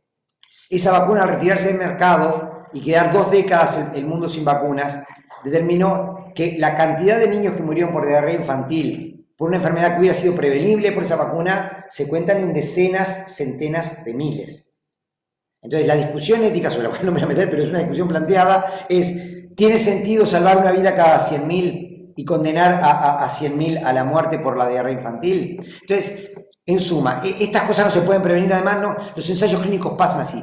El único reaseguro que tenemos es lo que decía Graciela recién, tener fases 4, farmacovigilancias adecuadas que nos permitan detectar. ¿Cómo las manejamos los casos severos una vez que aparezcan? Bueno, hay una discusión que trasciende lo puramente científico y que roza otro montón de áreas que también son importantísimas darlas, pero que bueno, que en cierta medida son obligaciones que tenemos desde las distintas áreas de actores involucrados en salud de darlas. Pero ya te digo, la única reaseguro que tenemos, y eso no tiene que ver, por eso te di este ejemplo, con el tema de superposición de dosis, tiene que ver con el pasaje a poblaciones abiertas.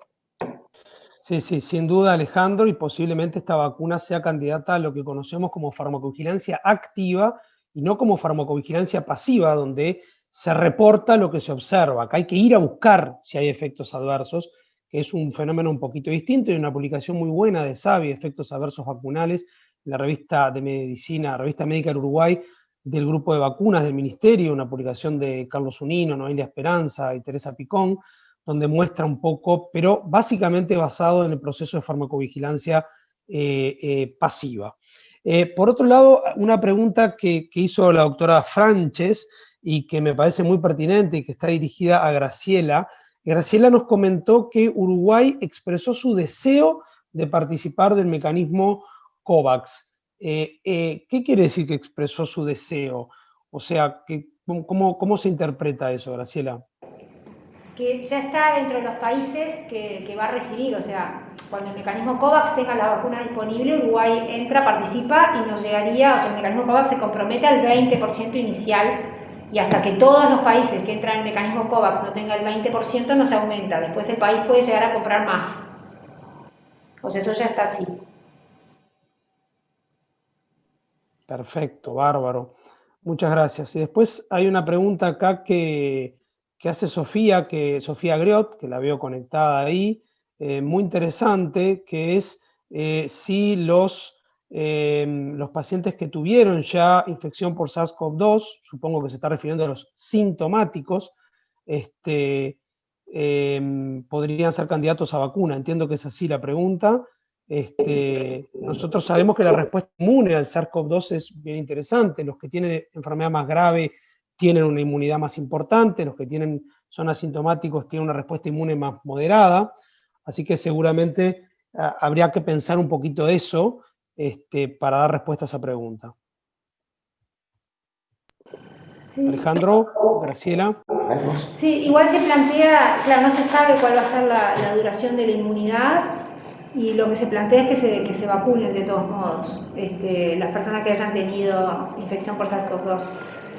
Y además me parece que desde el punto de vista de la implementación y la logística como que también es bastante complejo decir sí o no. A ver, eso va a suceder. O sea, muchas de las personas que se van a vacunar van a haber tenido enfermedad sintomática, o sea, porque no, lo que decía hoy, o sea, no vamos a poder hacer un hisopado para cada persona que se vaya a vacunar. No se oye, dicen. Yo oigo bien, la respuesta la escuché bien, lo que contestan parece muy lógico. Es posible que la vacunación no permita discriminar y que se vacune gente que ya tuvo la infección. El profesor Julio Medina, que lo vemos ahí, pregunta: en el día de ayer en otra actividad se delineaba la posibilidad que muy posiblemente estemos en los albores en el futuro de una segunda generación de vacunas. ¿Será así? Si me dan, creo que estamos... Sí, eso es efectivamente así. O sea, de hecho, CEPI, vieron que tenemos, yo les hablaba del mecanismo CEPI, ya está anunciando llamados para lo que le llaman la segunda ola de vacunas. Obviamente vamos a necesitar más vacunas, vamos a necesitar nuevos tipos de vacunas. no solo por la opción más lógica, que es que el virus cambie y las vacunas estas no sean más efectivas, sino porque al empezar a introducirse puede cambiar la epidemiología de la enfermedad. Entonces, efectivamente ya hace un mes CEPI largó el anuncio de llamado a financiación para proyectos específicos de esto que llaman segunda ola de vacunas. Sí, las vacunas, de la misma manera que se dice que el virus va a estar mucho tiempo con nosotros, las vacunas estas van a seguir evolucionando con nosotros, sí. Julio Medina, ¿querés hacer un comentario al respecto de lo que comenta Alejandro? No escucho. No, sí. no, agradecerle simplemente porque no había entendido bien de qué venía si era solo un planteo en el aire o era algo real, pero por lo que cuenta Alejandro me queda claro que tienen claras intenciones de hacerlo, lo cual me parece muy bien, está bárbaro. No, muchas gracias. En la página de CEPI ya está anunciado ese llamado, yo lo tenía entre mis slides, no me dio el tiempo para mostrarlo.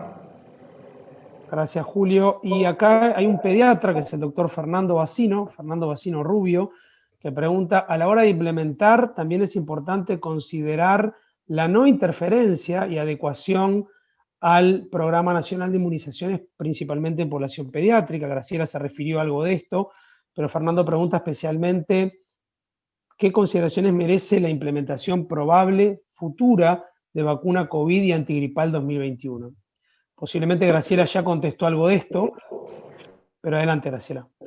Claro, sí, es interesante lo que pregunta Fernando, porque quizás con los tiempos estemos vacunando medio cercano a la campaña de vacunación antigripal, y en realidad todavía no hay datos de si hay algún tipo de interacción, si se pueden aplicar juntas, todavía no hay datos. Da la impresión, Graciela, que es probable que la campaña de vacunación antigripal se lance, como siempre, antes del inicio del invierno próximo, ¿verdad? Marzo, abril, y la vacuna para SARS-CoV-2 no haya aterrizado todavía en Uruguay. Sí, ojalá, sí. Es probable que eso ocurra realmente, ¿verdad? Bien. ¿Puedo decir algo al respecto? Claro, por supuesto. Es probable, pero también es probable que no. O sea, porque una de las cosas que está pasando en este momento es que, ya ustedes lo habrán visto, la presión de los medios y la presión pública, con frases del estilo ¿por qué Argentina tiene su vacuna para enero y Uruguay todavía no? Ya son parte de la realidad. O sea, yo debería decir que hoy por hoy la gente que estamos involucrados en el tema de vacuna estamos sometidos a fuego cruzado de los medios de comunicación. ¿Quién sabe ese tipo de cosas? Yo ayer hablaba eso con el ministro y lo que decía era que Uruguay va a estar evaluando posiblemente otras alternativas, o sea, no descarta la posibilidad de incluso evaluar algunas vacunas por fuera de COVAX. Y incluso como COVAX es el 20%, puede terminar sucediendo que la primer ola de vacunación en Uruguay sea con vacunas que no sean de COVAX y otras que sí. O sea, no estoy diciendo que esto vaya a suceder. Estoy diciendo que no es imposible pensar que pueda suceder. Bien. ¿Zaida? No, simplemente preguntarle a Graciela, que estuvo involucrada en la campaña de vacunación antigripal este año y que fue tan exitosa, preguntarle cuál le parecen los factores más importantes que estuvieron involucrados en ese éxito, porque el personal de salud en todos los años anteriores, influenza era 50% el techo, ¿no? Y ahí para abajo, a pesar de campañas y de estructuras de vacunación, prácticamente de ir a vacunar a los lugares de trabajo, ¿no? En muchos sitios, en la mayoría de los sitios, pero que nosotros tenemos una pequeña encuesta en uno de los lugares donde yo trabajo y era por detractores de la vacuna, no por no disponibilidad, no por acceso ni oportunidad perdida, básicamente por filosóficamente estar en contra de la vacuna. Y este año no sucedió. ¿Y cómo puede el país quizás, utilizar esta situación para reconvertir ese problema también para influenza? O sea, ¿cuál es esa perspectiva de cómo podemos capitalizar lo que pasó en este sentido? Sí. Creo que sucedieron varias cosas. Por un lado, ya se vio después de la pandemia del 2009 que las campañas de vacunación post-pandemia hubo un pico de coberturas vacunales después de la pandemia, porque el miedo es un buen sponsor. Eso es algo que siempre hay que tener en cuenta.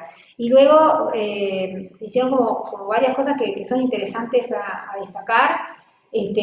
Creo que la comunicación, hubo una buena comunicación, que esta forma de vacunar por agenda, a veces pensábamos que iba a complicar y que la gente se iba a vacunar menos, y a veces no, porque eso de darle un punto y un momento, usted vaya ahora, hace que la gente de alguna manera lo cumpla. Algunas estrategias que nosotros sabíamos que funcionaban, de varios artículos, pero que acá en Uruguay no se aplicaba, que es el llamar al usuario, decirle, mire, usted tiene indicada la vacuna, le damos fecha para tal momento, que son estrategias que no se utilizan habitualmente. Y este año, como ustedes saben, en la primera etapa de la vacunación, se vacunaba al personal de salud y a las personas con comorbilidades.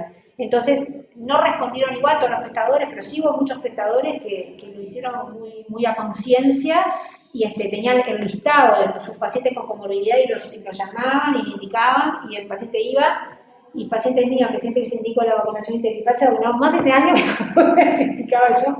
O sea, ese hecho del recall, de llamar, de decirles, con estrategias que servían.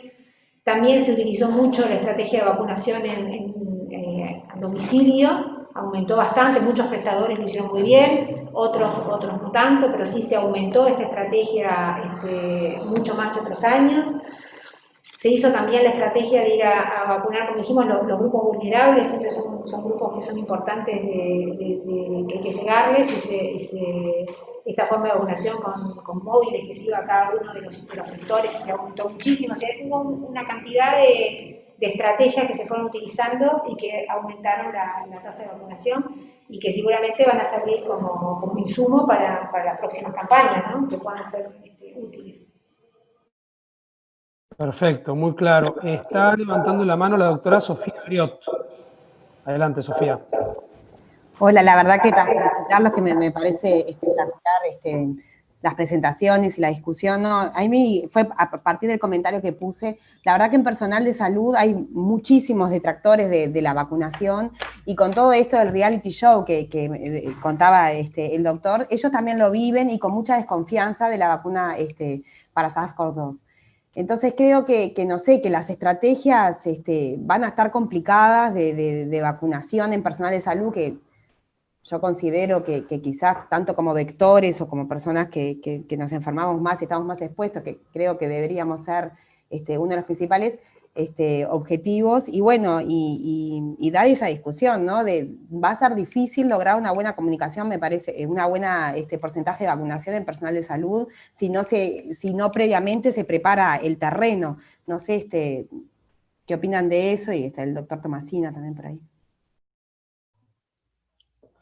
Sí, sin duda es un tema muy importante. Fernando Tomasina, capaz que nos puede abrir un poquito de luz al respecto, porque hay un tema interesante en algunos trabajos respecto a la vacuna de la hepatitis B, es prácticamente obligatoria para entrar a trabajar, ¿no? ¿Verdad? En algunos empleos de la salud, incluso lo digo, pero es una medida relativamente compleja también.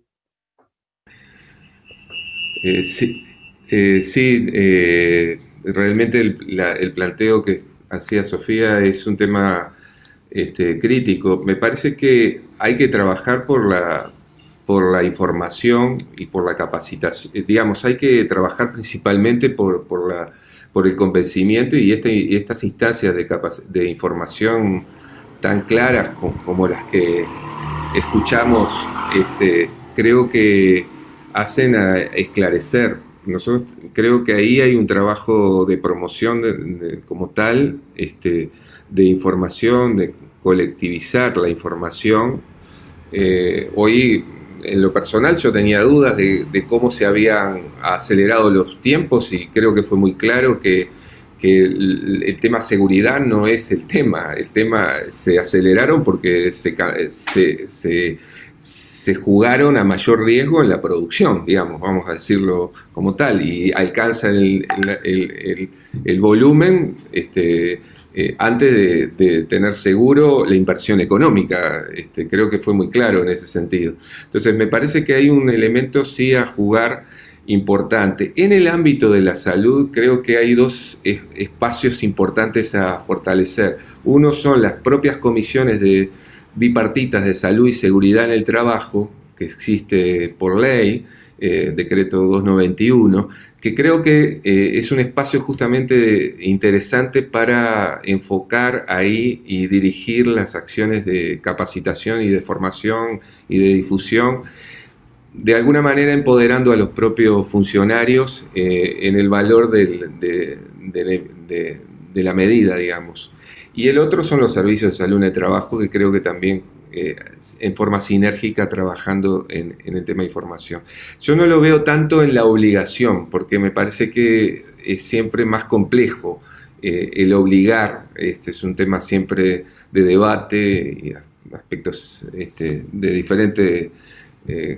tiene distintas miradas, pero me parece que va por la articulación entre la acción de las comisiones paritarias de seguridad y salud en el trabajo en el ámbito de la salud y los servicios de salud en el trabajo, informando y promoviendo la misma a partir de la información, que creo que está muy claro los beneficios sobre los riesgos.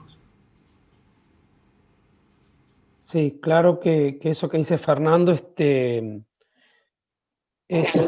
clave, y acá hay un colega aporta un dato que también es muy cierto. Lo mejor es una buena campaña de vacunación, la vacunación extramuros, apuntaba Fernando Bacino, y es así tal cual, ir a vacunar a la gente a la casa, con horarios y llamarlos. Hay ahí que hacer un esfuerzo de logística impresionante, sin duda.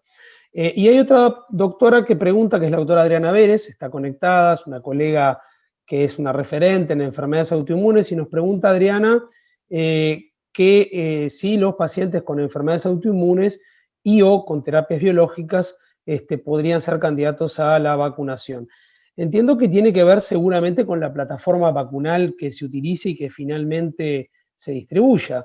En tal sentido, Graciela, cuando vos dijiste que una sola solicitó la aprobación, no capté con qué plataforma vacunal está elaborada o está desarrollada esa vacuna que ha solicitado la aprobación ante la FDA. ARN. Perdí eso. Con ARN. Álvaro, yo tengo una pregunta. Vi que estaba el profesor D'Apueto conectado y que Graciela mencionó el miedo es el mejor sponsor. Y me gustaría, con respecto a esto de poder tener tanto una buena cobertura para la vacuna influenza en la campaña que viene, como qué va a pasar con esta vacuna, y esa frase que hemos discutido también mucho de lo de si el miedo sí, el miedo no, para distintas acciones en la pandemia. Yo no digo que esté a favor del miedo, pero es la realidad. Todos percibimos que ese efecto tiene que ver con lo que podemos llamar el miedo. No sé, que nos cuentes qué opinás de eso. O usar a nuestro favor, sin, no sé. Estuvimos pensando, cuando estábamos preparando esta reunión, estuvimos reflexionando con Mercedes Viera y con Cecilia Durán sobre cuál podía ser nuestro aporte. Y uno de los temas que justamente queríamos abordar era el tema del miedo y de la incertidumbre.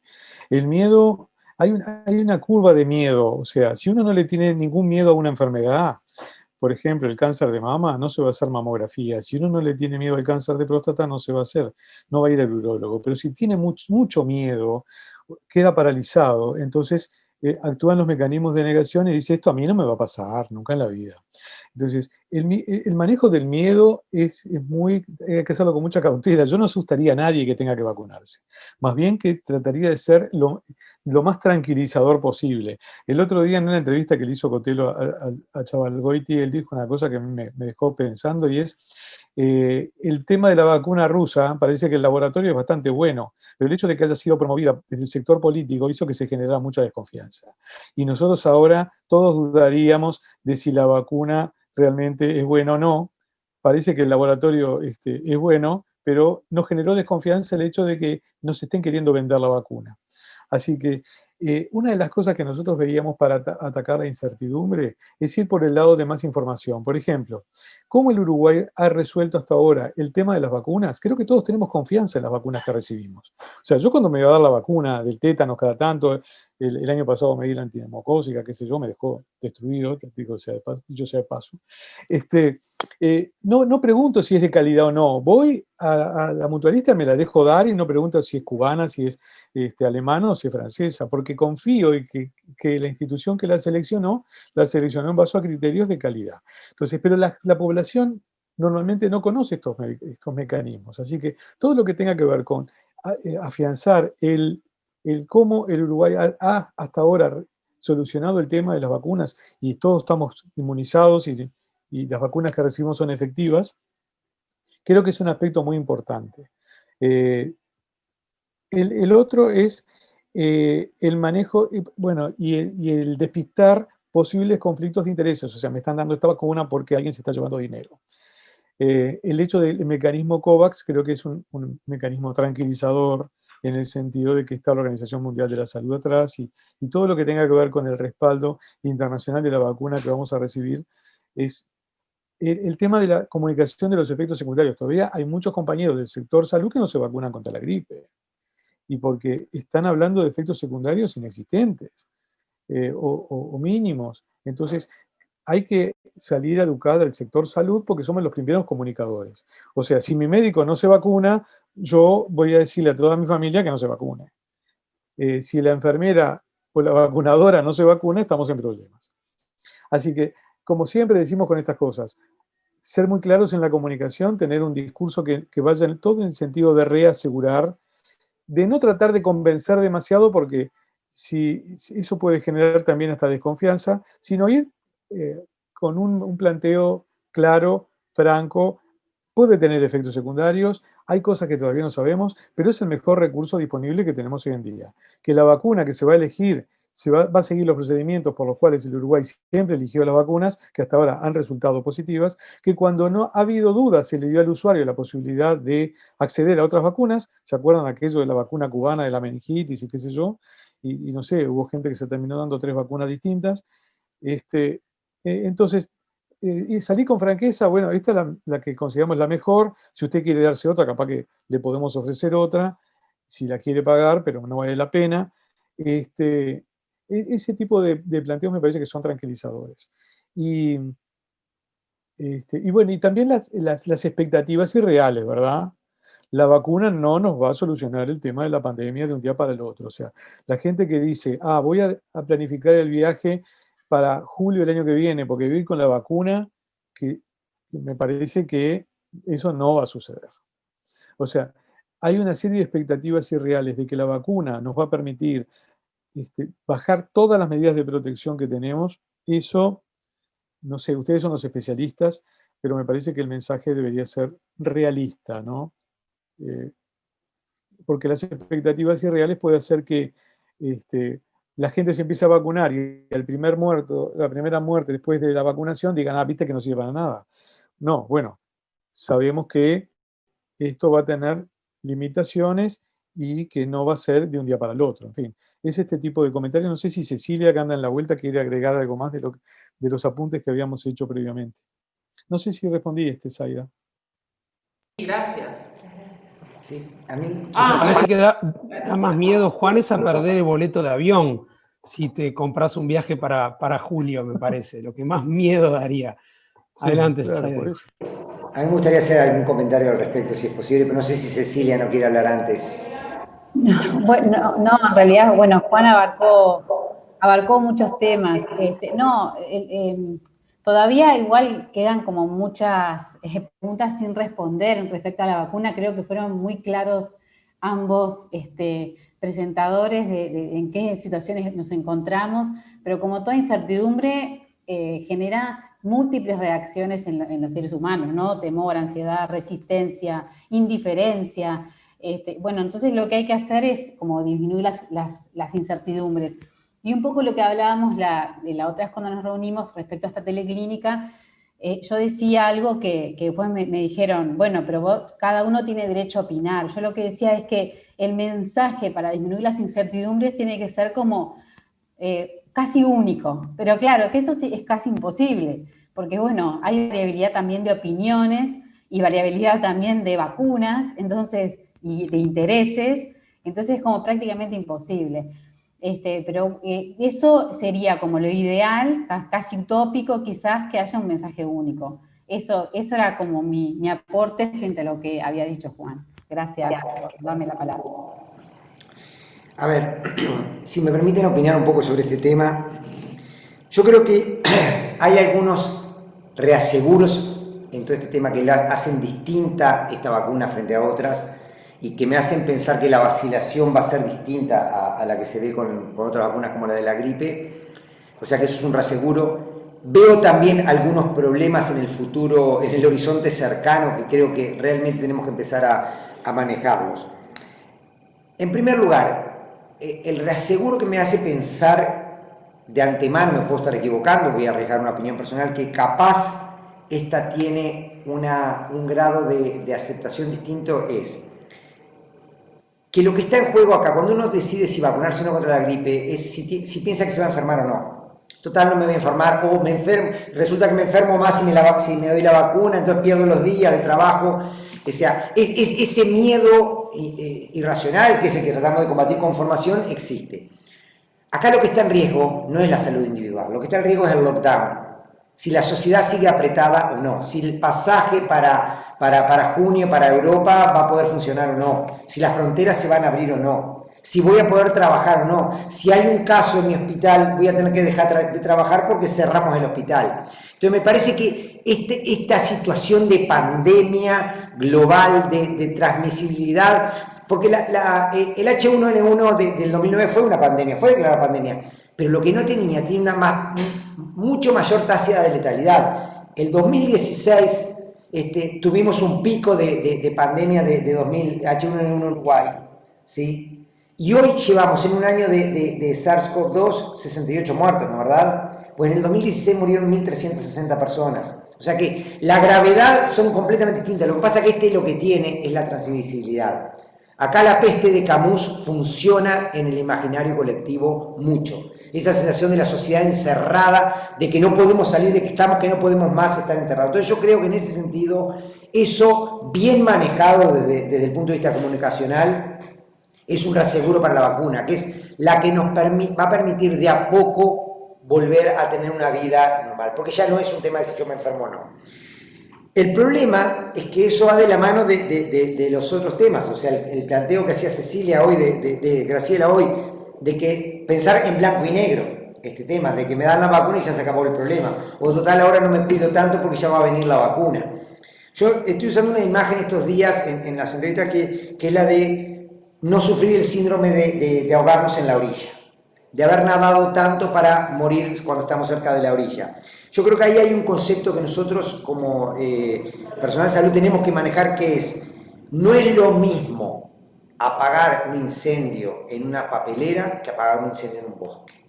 Si cuando lleguen las vacunas nosotros tenemos la situación medianamente controlada como la tenemos ahora, el impacto que va a tener, la cantidad de dosis que tengamos, sea cual sea, va a ser muchísimo mayor, ¿sí?, que si tenemos la situación descontrolada. Entonces, realmente hay que trabajar en el concepto de que hay que prepararse para recibir las vacunas.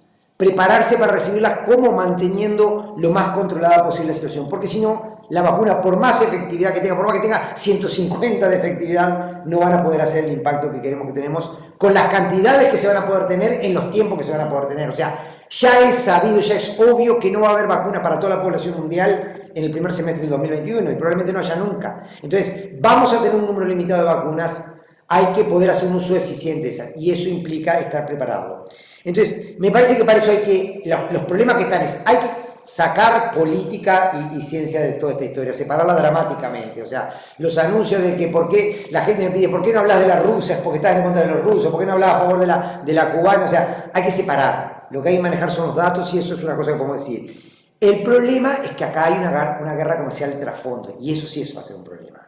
Yo los otros días le llamaba a Rafael y a Henry Cohen, a Rafael Radi y a Henry Cohen, para decir, hay un potencial problema acá que se viene. Cuando vi en un anuncio en una página web que hablaban de que la vacuna de AstraZeneca va a ser la vacuna para the rest of the world, o sea, una vacuna menos efectiva no va a ir a los mercados centrales, sino que va a ser para los mercados emergentes.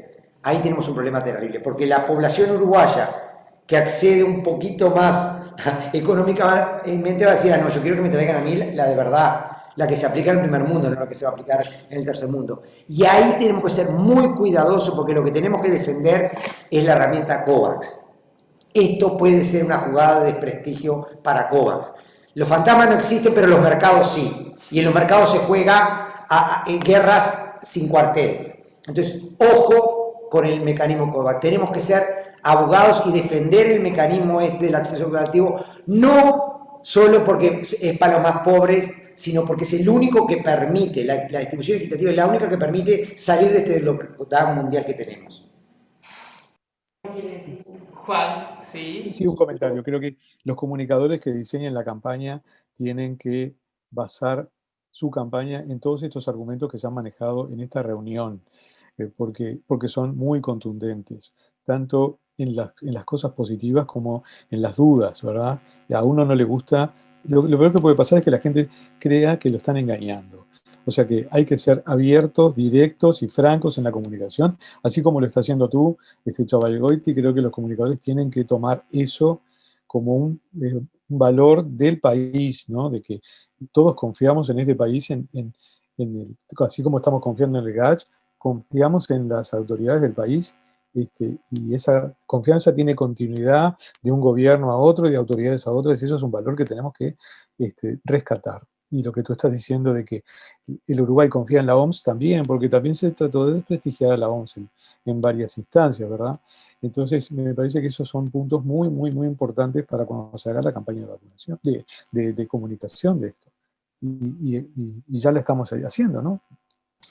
Bueno, estamos ya como en el final, ¿no? de la teleclínica. No sé si alguien quiere hacer algún comentario final.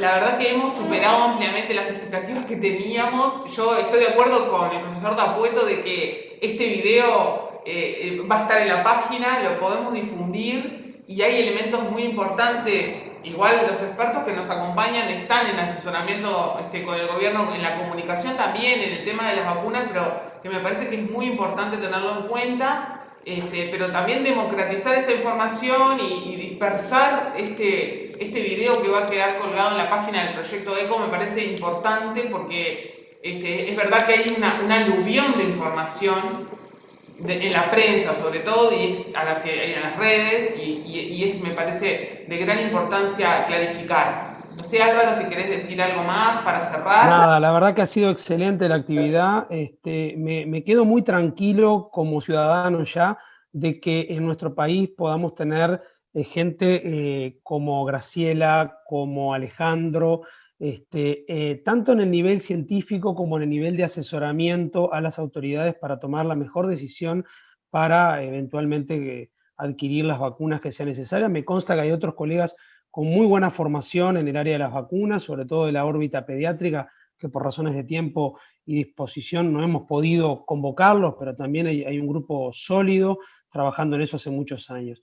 Así que agradecerles a todos la participación, a los que se conectaron y a los que posteriormente verán el video y a los que han intervenido. Excelente la actividad, muchísimas gracias realmente y un abrazo a todos y ojalá podamos el año que viene estar conversando ya con una vacuna en nuestro medio y poder estar charlando de a quiénes vacunar y cómo mejorar las tasas de vacunación.